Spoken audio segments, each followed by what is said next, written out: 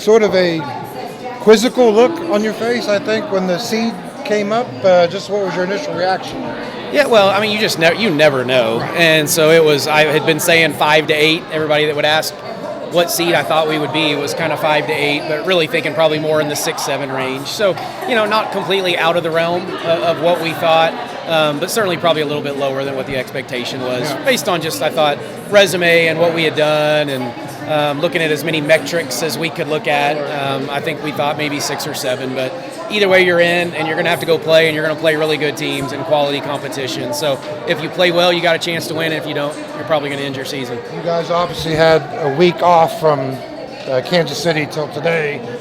During that week, how much did you look at metrics and bracketology and have any fun with any of that? Yeah, I mean, not a lot. I mean, here and there. I mean, it's just too hard. And, you go look at ESPN and some of the other ones, and they're all different and all over the place. And, at one point we had looked at last year's, bracketology to the actual bracket and the net rankings, and it was all over the place. So you just never really truly know.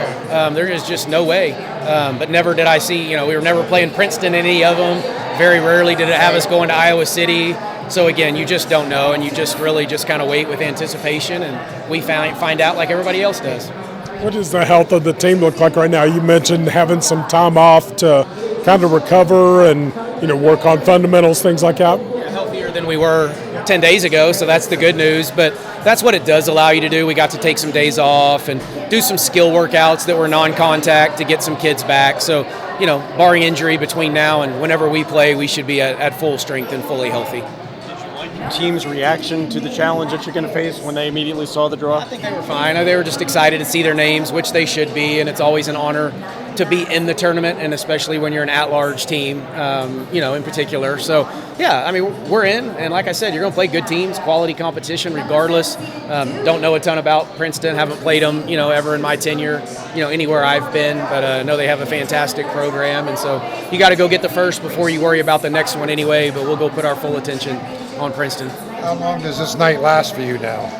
A little while, not probably as long as you think, because we won't play until Friday or Saturday. So you have plenty of time. You have, 2 other opponents that other coaches will prepare for. So I've got plenty of time to put my attention, to Princeton, and then in the morning we'll probably get the travel and all that worked out. So that'll take a little of my time. But other than that, it's, it'll be business as usual, but not too late.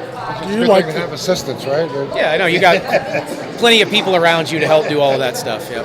Do you like the format where you may be playing the host team first or second round? Well, no, not when you're not one of the hosts. And I think women's basketball, we've got to be getting pretty close to getting away from those, just as far as the game's grown here over the last couple years now. And, you're looking at some neutral floor games and the crowds that are watching women's basketball at these conference tournaments and places like that. So, I don't know when that is, but I think we're closer now than we've ever been to getting away from campus sites.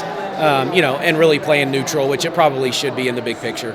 I know you don't want to look ahead, and no coach does, but with the possibility of seeing Iowa in the next round, Caitlin Clark, can you just, not to speak to that matchup, but to what she has done for the game? Yeah, I mean, if we're lucky enough to play the matchup, that will be special to play her on that home floor. Yeah. And what's her last year? She's already announced that she's going pro, but she's sold out every arena I think she's played in all year. She has changed the game of women's basketball. Phenomenal program. I mean, and they're good around her too.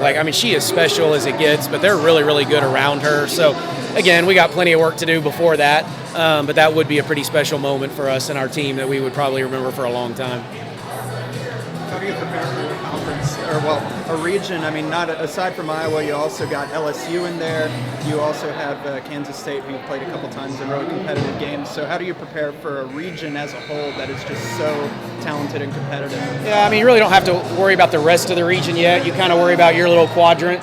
And, and you got a weekend, and that's who you worry about. And then if you're lucky enough to get through that, then you do it all over again the following Sunday or Monday based on, who wins, out of that other one. So really for us, it won't be much about that. Until you said that, I couldn't even remember who was in our regional. Really it was just about the, those 3 other teams that were with us and the little bracket that we have. So full attention on Princeton for us, and then we'll figure out the rest later. This is